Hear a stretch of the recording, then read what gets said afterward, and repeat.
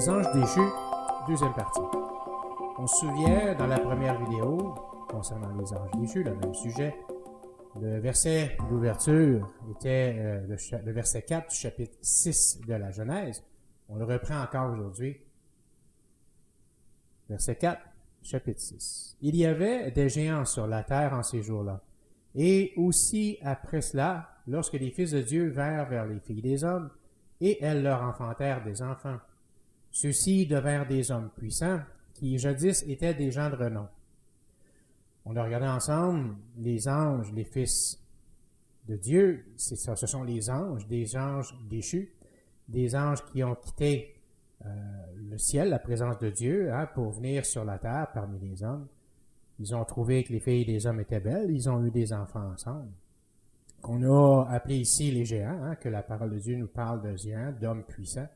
Ce sont des hommes puissants qui étaient jadis des gens de renom.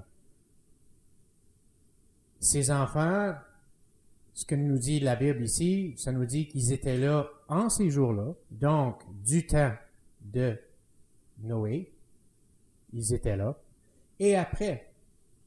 Donc, ils étaient là après le déluge. Dans la Genèse, Dieu avait promis à Abraham qu'il deviendrait le père d'une foule de nations, qu'il lui donnerait une terre dans laquelle il pourrait vivre, lui et sa descendance, une terre qui lui avait été promise en héritage. C'était la terre de Canaan. Alors,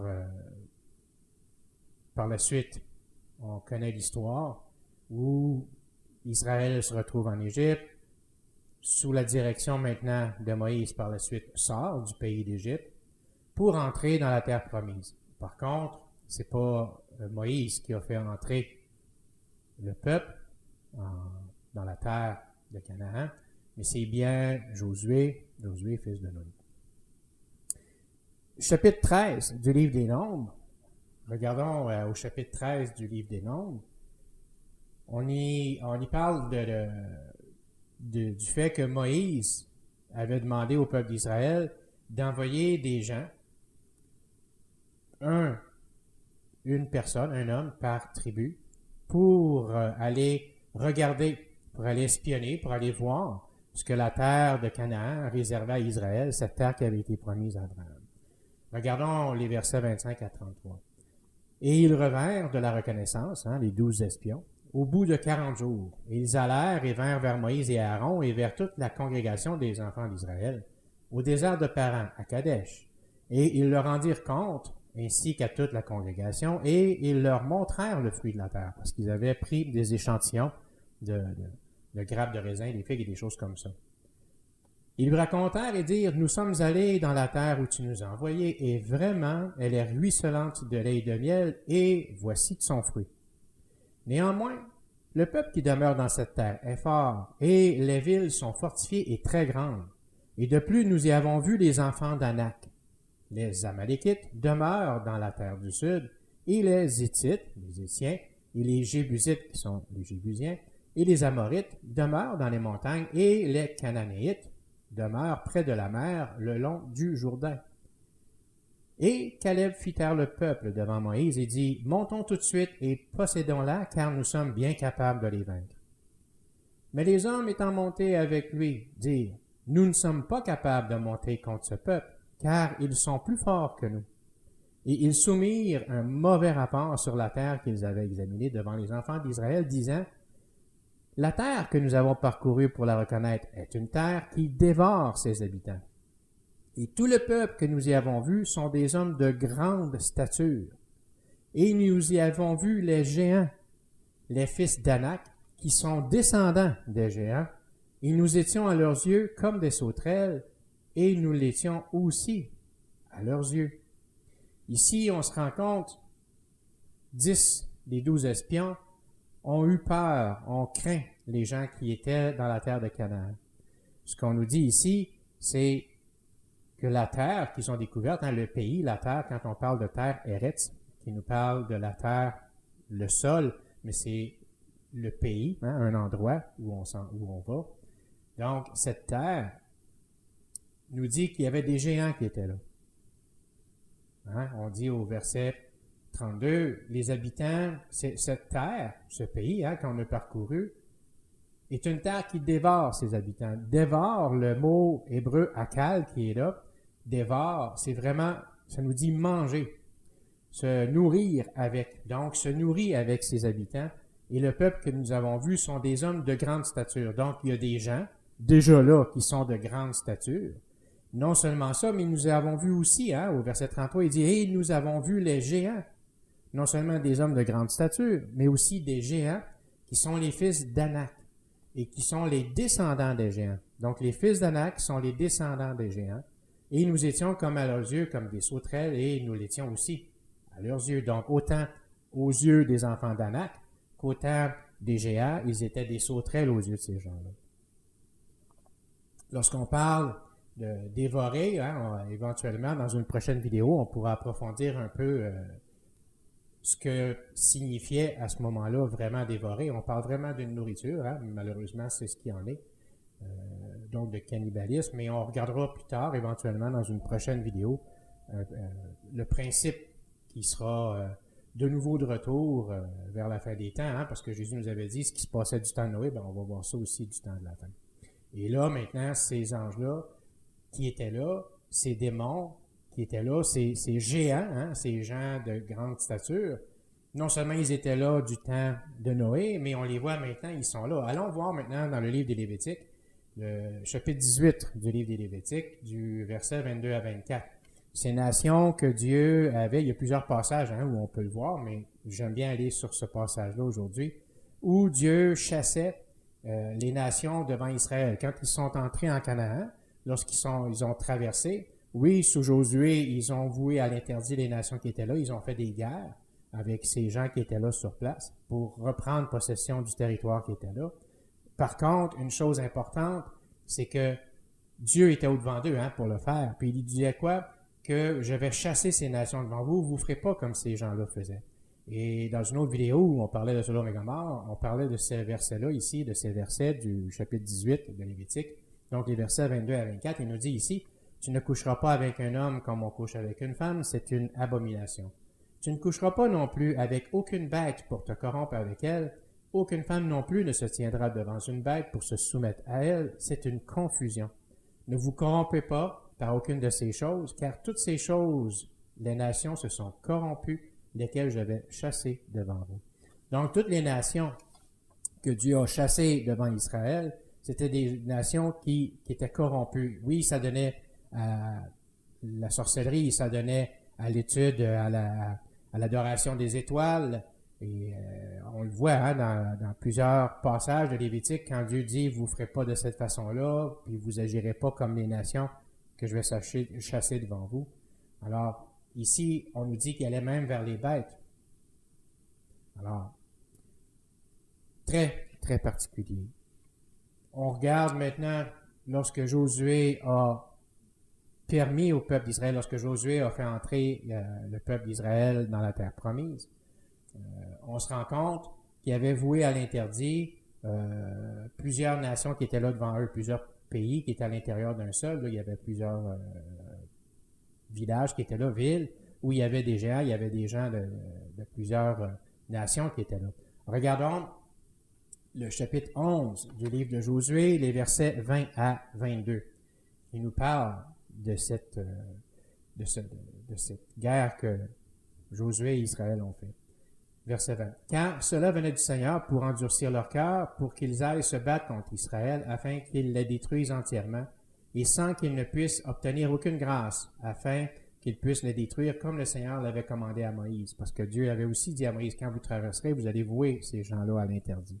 Donc Dieu, au verset 20, nous dit qu'il avait endurci le cœur de ces gens pour entreprendre une guerre contre Israël. Dieu savait fort bien que la guerre était déjà gagnée en faveur d'Israël. Verset 21.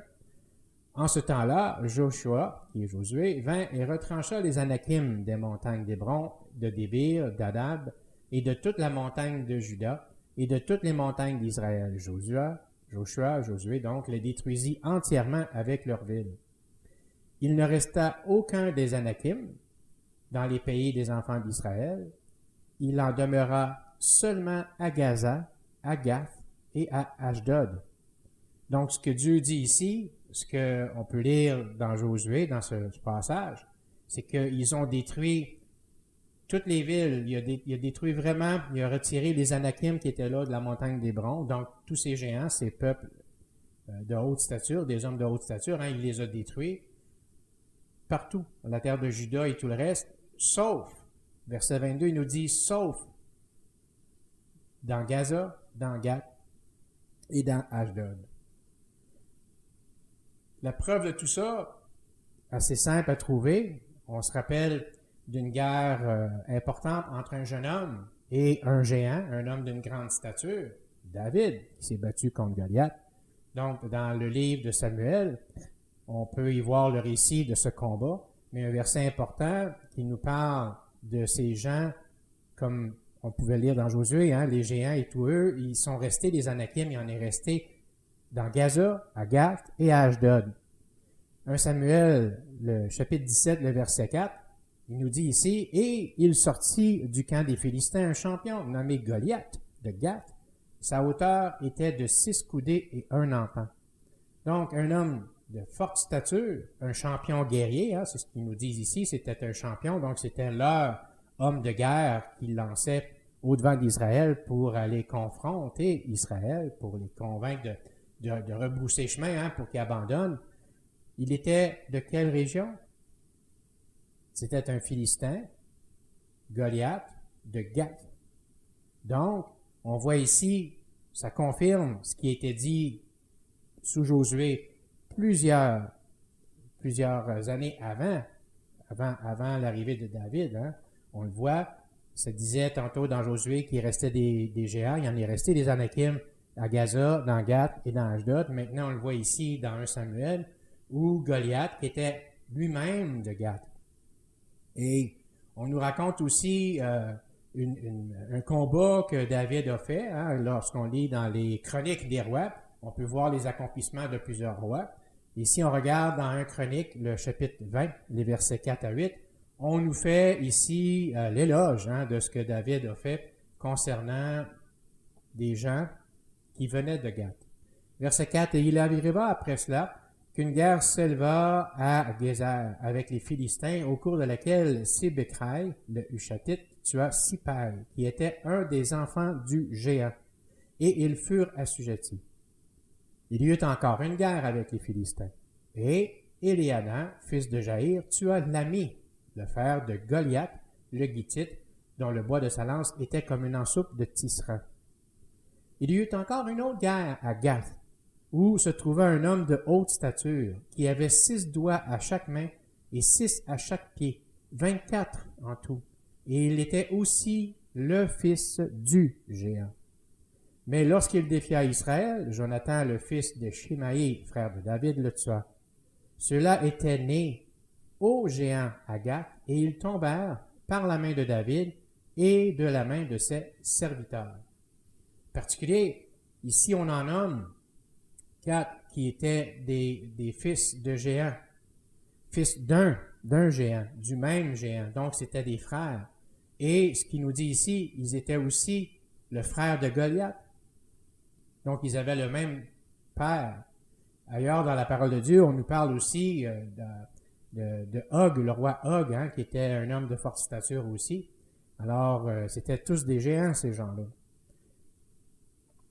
Dieu, donc, a remis ces gens entre les mains de David pour poursuivre la destruction de ces géants. Si on revient aux anges maintenant, on sait qu'il y a plusieurs niveaux au niveau des anges. On peut voir dans certaines visions que les prophètes ont eu du ciel, de cette présence de Dieu, des anges qui étaient là, des chérubins, il y avait des anges qui étaient au service, il y a des, comme je le dis aussi, il y avait des chérubins. Ce qui est particulier avec les chérubins, c'est que la majorité d'entre eux ont soit une apparence de forme humaine avec une tête animale, ou à l'inverse, une tête d'homme avec un corps. Et on voit, ils ont des corps d'animaux, ils ont des corps d'humains, avec des parties de corps animales, des ailes et tout le reste. Alors, les chérubins sont des personnages spirituels, des êtres spirituels particuliers. Les anges, eux, ont un corps. Et la nature des anges, ce que Jude nous dit, si on regarde dans Jude, le verset 6 de Jude, Jude nous parle des anges, des anges déchus, à l'effet qu'ils ont une nature particulière, et non seulement ça, mais ce que Jude nous explique ici, au verset 6, il nous dit que les anges, qui ne gardèrent pas leur première condition, mais abandonnèrent leur propre habitation, qui n'ont pas abandonné, Dieu les a réservés dans des chaînes éternelles, sur l'obscurité, jusqu'au jour du jugement, soit du grand jour, le grand jour du jugement. Il nous dit quoi ici? Il nous dit que les anges, qui sont ces anges déchus, ont abandonné leur propre habitation. Habitation, dans Corinthiens, Paul, en écrivant dans son deuxième épître aux Corinthiens, nous parle aussi de cette habitation qui est la nôtre, parce qu'il parle de notre condition physique, condition dans la chair où nous sommes présentement, à l'effet que on est en espérance de changer de maison. Le verset dans 2 Corinthiens, si on regarde le verset 1 jusqu'à 4, Paul nous dit ici, « Car nous savons que si notre maison terrestre de ce tabernacle est dissoute, nous avons un édifice de Dieu, une maison non faite par des mains, éternelle dans les cieux. Car en celle-ci nous gémissons, désirant intensément d'être revêtus de notre maison, laquelle est du ciel. S'il en est ainsi qu'étant vêtus, nous ne serons pas trouvés nus, car nous sommes dans ce tabernacle, gémissons, étant chargés, non parce que nous voulons être dévêtus, mais d'être revêtus afin que le mortel puisse être englouti par la vie. » Donc, on voit ici que la chair humaine, elle est mortelle. On le voit dans son verset 4. Paul nous dit ici, nous voulons être dévêtus, mais être vêtus, pourquoi être vêtus du spirituel? Pourquoi? Parce que là, on veut que le mortel puisse être englouti par la vie. Donc, les anges, Jude nous dit quoi? Que ces anges-là ont rejeté leur habitation qui était céleste pour venir vers les hommes.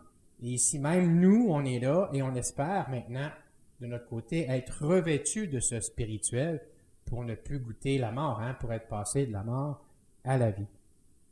Donc, les anges ont un corps physique. On le voit dans plusieurs passages de l'Ancien Testament. On sait par exemple qu'il avait apparu à Abraham.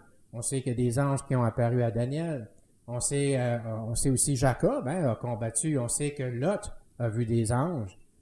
Abraham aussi à ce moment-là. On sait aussi que Zacharie, dans le Nouveau Testament, on est sous l'Ancienne Alliance, mais dans le Nouveau Testament, où Zacharie, le père de Jean-Baptiste, a reçu la visite d'un ange. On connaît aussi Joseph et Marie qui ont eu la visite d'un ange, Gabriel, qui est venu leur annoncer des choses.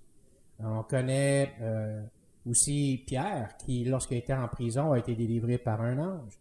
Il y a plusieurs histoires comme ça. Même Jésus, quand Jésus est ressuscité au tombeau, et que les deux maris étaient allés pour embaumer la sépulture, pour aller embaumer Jésus, il y avait des anges qui étaient là et elles les ont vus. C'est particulier de voir que les anges, à ce moment-là, on le comprend, avaient une apparence humaine, parce que sinon ils auraient eu peur, les gens peut-être auraient eu crainte, mais ils étaient face à un être humain. Alors pour eux, de converser avec un homme, c'était quelque chose de naturel. Alors que au niveau des diables, des démons, les diables, ceux qui sont au service de Satan, ce sont des esprits malins, des esprits impurs. Ils ont besoin, eux, d'un corps pour pouvoir intervenir. Ils vont, par exemple, dans l'Ancien Testament, il y a des exemples, dont Saül, le roi Saül, dont un esprit malin venait pour le troubler, pour l'amener à vouloir... ça l'amenait à vouloir détester, même tuer David. Il voulait tuer David. David était celui que Dieu avait choisi. Alors Saül, lui, voulait éliminer David par jalousie. Alors ce diable-là, ce démon, ce diable, cet esprit impur venait tourmenter, venait troubler Saül pour le faire agir de la sorte. On connaît dans le Nouveau Testament aussi où il y a plusieurs exemples qui nous sont donnés de personnes qui sont possédées d'un esprit impur. Le jeune garçon, entre autres, qui est précipité jusque dans le feu, même dans l'eau, que les apôtres, les disciples plutôt, n'avaient pas été en mesure de délivrer de son démon. Pourtant, Jésus il a dit, ces diables-là, ces démons-là, ces diables-là ne sortent que par la prière et par le jeûne. Donc, sortir de. On le voit dans Matthieu, le chapitre 11, le verset 18, entre autres, nous en parle aussi du fait que les démons sortent à l'extérieur d'eux, hein, si on regarde Matthieu 11.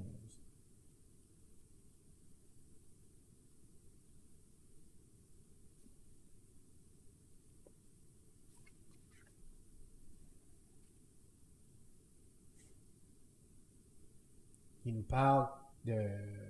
C'est pas dans Matthieu 11, je m'excuse, mais plutôt 18. Hein, on voit aussi dans Luc, on parle du démoniaque, hein, celui qui était saisi par une multitude de diables, hein, parce que Jésus, il voulait chasser le diable qui était en lui. Cet homme disait quoi? Il voulait amener à pas quitter comme ça. Hein? Il était pas. Jésus menaçait le diable, puis il lui dit, ben, tu es qui? C'est quoi ton nom? Il dit, mon nom c'est Légion parce qu'on est plusieurs. Et ils disent quoi? Ne nous jette pas dans l'abîme, mais jette-nous plutôt dans ses pourceaux. Donc, eux ne voulaient pas être précipités dans l'abîme pour y finir leur jour, hein, pour l'éternité, être là. Mais ce qu'ils voulaient, c'est de continuer leur travail. Alors, ils disaient, ben, envoie-nous dans les pourceaux. Alors, c'est ce qui a été fait. Jésus les a chassés de cet homme-là dans les pourceaux, puis on connaît la suite, les pourceaux se sont précipités dans la mer.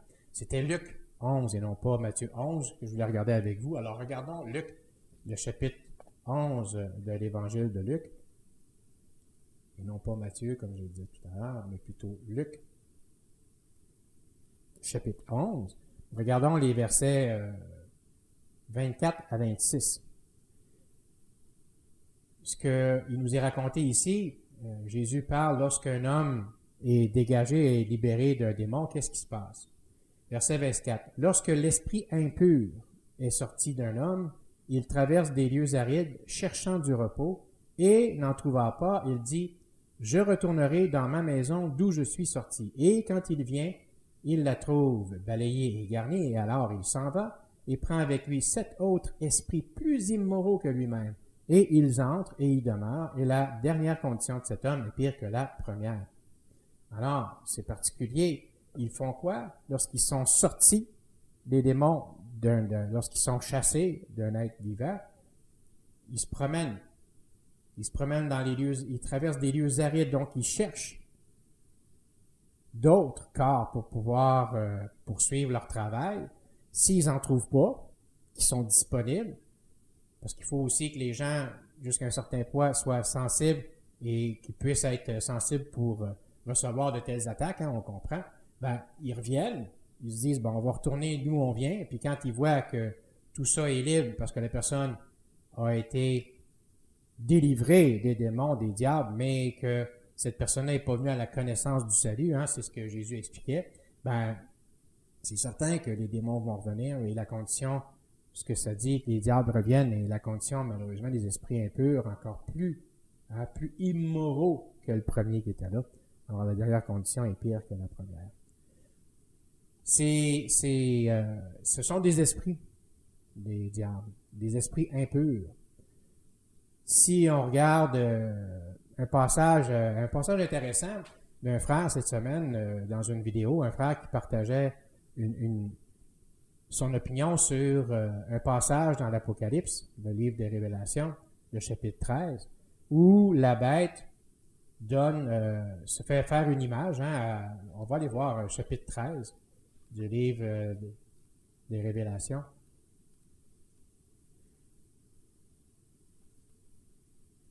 Et il y avait une bête qui, elle, donna un pouvoir. Hein. Elle avait eu le pouvoir d'entraîner les gens à adorer la première bête. Et lorsqu'on arrive au verset 15, cette nouvelle bête dit qu'elle avait le pouvoir de donner vie à l'image de la bête pour que l'image de la bête puisse simultanément parler et faire que tous ceux qui n'adoraient pas l'image de la bête soient tués. Ce que le frère partageait, c'est, on voit ici non pas un être vivant, mais un objet, hein, une image. Dans le grec, le mot qui est là, c'est ékion, et ce que ça nous dit, c'est que c'est une représentation une statue, fait à la ressemblance de, soit comme une image, un dessin ou quelque chose comme ça, mais là, on parle d'une statue qui avait le pouvoir maintenant de parler. Lorsqu'on parle de, il lui avait donné la vie, lui pouvait le pouvoir de donner vie à l'image de la bête.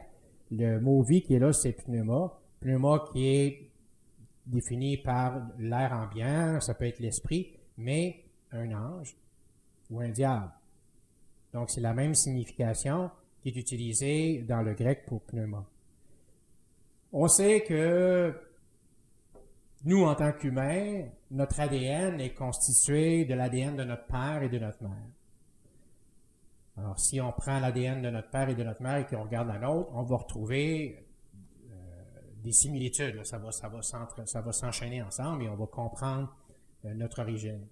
Pour la même façon, les géants, ils ont les gènes, ils ont l'ADN de leurs deux parents. Les fils de Dieu virent que les filles des hommes étaient belles. Donc, les fils de Dieu, qui sont des êtres spirituels, même s'ils ont un corps physique, parce qu'on peut les voir, on sait, même il y en a qui ont mangé, des anges, qui ont pris un repas et qui sont entrés pour se reposer avec Lot. Et il y en a eu qui ont été nourris dans l'Ancien Testament. C'est toujours le côté spirituel aussi qui est là, parce que ce sont des anges, donc ce sont des êtres premièrement qui sont spirituels. Et ils se sont donc ils sont allés vers les filles des hommes, ce que ça nous dit, et ils ont eu des enfants ensemble. Ce sont les géants. Donc, ces géants ont et l'ADN des anges et l'ADN des femmes, donc des hommes, un ADN humain et spirituel. Et on comprend, un esprit ne meurt pas. Ce qu'on regardait tout à l'heure dans les épîtres, dans l'épître de Paul, il nous dit qu'on est en attente, nous, dans ce corps charnel-là, de pouvoir le voir mourir, le voir disparaître, parce qu'il est mortel, pour revêtir. C'est celui qui est la maison céleste, qui ne périra pas. Alors, oui, la chair périt, mais pas l'esprit. L'esprit est toujours bien là. Alors, ces êtres sont des êtres spirituels, les géants, et aussi charnels. Donc, ils ont les deux ADN. Jésus nous disait dans l'Évangile de Matthieu que ce qui se faisait du temps de Noé, de ce qui se connaissait, de ce qui se passait, de ce qui est arrivé du temps de Noé, va aussi se produire dans les temps de la fin. On peut regarder ensemble. Matthieu, c'était le chapitre 24, où Jésus parlait de la fin des temps. Jésus nous expliquait à quoi ressembleraient les derniers jours. Et ce qu'il nous dit dès les versets 37, il nous dit « Mais comme il en était au jour de Noé, ainsi sera aussi la venue du Fils de l'homme. Comme dans les jours qui étaient avant de l'île, je le mangeais et buvais, se mariait et donnait en mariage, jusqu'au jour où Noé entra dans l'arche. Et il ne sut rien jusqu'à ce que le déluge vienne. Il les emporte tous. Ainsi sera-t-il à la venue du Fils de l'homme. » Donc, c'est évident que les gens seront occupés à plein de choses. Ils ne chercheront pas à se rapprocher de Dieu, ne chercheront pas à se réconcilier avec Dieu, ne chercheront certainement pas à faire sa volonté. Isaïe dit, il n'y a pas un homme qui cherche à faire la volonté de Dieu. Paul reprenait les mêmes propos dans son épître aux Romains, on est tous privés de la gloire de Dieu. Pas même un seul homme. Tous, on est privés de la gloire de Dieu, de sa grâce. Et merci Seigneur pour son salut merveilleux qui nous a révélé en Jésus-Christ. Donc ce Jésus nous dit quoi ici? Il dit, quand je vais revenir, ce sera la même condition que du temps de Noé. Il ne prend pas une image qui est inutile. On comprend qu'il y a un sens profond. Oui, autant les gens s'adonneront à leur plaisir, à leur volupté en plein jour, comme Paul le disait aussi dans une de ses épîtres, on comprend que ils vont s'adonner à plein de choses, ne s'occuperont pas des choses de Dieu. Mais ce qu'il nous dit aussi, c'est que du temps de Noé, il y aura des représentations de ce qui va arriver aussi du temps de Noé. Et dans une prochaine vidéo, on pourra regarder une prophétie de Daniel qui nous parle expressément de ce retour, de ce phénomène, de ce retour que Jésus dit au niveau de ce monde de Noé, où on voyait les anges déchus qui se sont pris des femmes et qui ont eu des enfants avec eux. On sait, Jésus, il dit dans un autre passage, il nous dit, les anges, parce qu'il parlait de mariage, il y avait quelqu'un qui le questionnait au niveau du mariage, au niveau de, bon, cet homme, il y a eu, parce qu'on sait que dans la tradition juive, dans la loi, ce qui avait été dit, c'est, si un homme meurt puis qu'il laisse pas de descendants, sa femme prendra son frère pour que le frère donne une descendance au frère qui est mort. Et puis, les gens voulaient, les gens religieux de son époque voulaient tester Jésus, hein, ils voulaient essayer de le confronter avec tout ça, puis ils disaient, ben là, quand va arriver la résurrection, il y a eu cette femme-là, elle a eu 7 maris.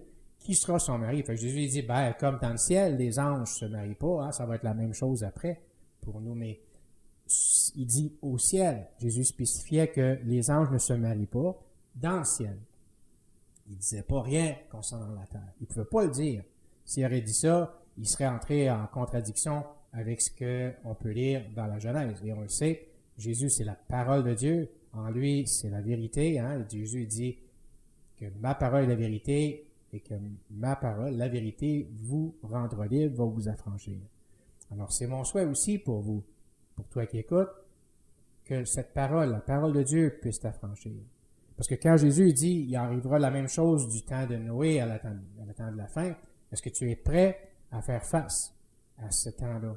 Est-ce que ta vie, tu l'as mis en règle avec Dieu? Je t'encourage à le faire si ce n'est pas encore fait. De reconnaître tes péchés, de le reconnaître devant Dieu, de demander pardon à Dieu pour tes péchés, de croire que Dieu t'a tellement aimé, comme dans le verset 16 du 3e chapitre de Jean nous dit, Dieu t'a tellement aimé qu'il a donné son propre Fils, afin que, si tu crois en lui, que tu périras pas, que tes péchés vont être pardonnés. Alors oui, reconnais tes péchés, repens-toi devant Dieu. Il va te recevoir. Il prendra soin de toi, il va te donner de son esprit, afin que tu puisses comprendre ses paroles, sa parole. Si vous n'avez pas de Bible, si tu n'as pas de Bible, Nouveau Testament, tu peux nous écrire, ça va nous faire plaisir de te donner un coup de main pour essayer de trouver, de te permettre d'avoir une copie de l'Évangile ou de la Bible, que tu puisses lire quotidiennement. Si tu en as une, ben oui, certainement, lis quotidiennement. Regarde à prendre contact avec des frères, avec des sœurs, pour être en mesure de s'édifier les uns les autres, comme Paul nous a dit. Alors oui, je vous encourage à le faire, vous qui êtes là.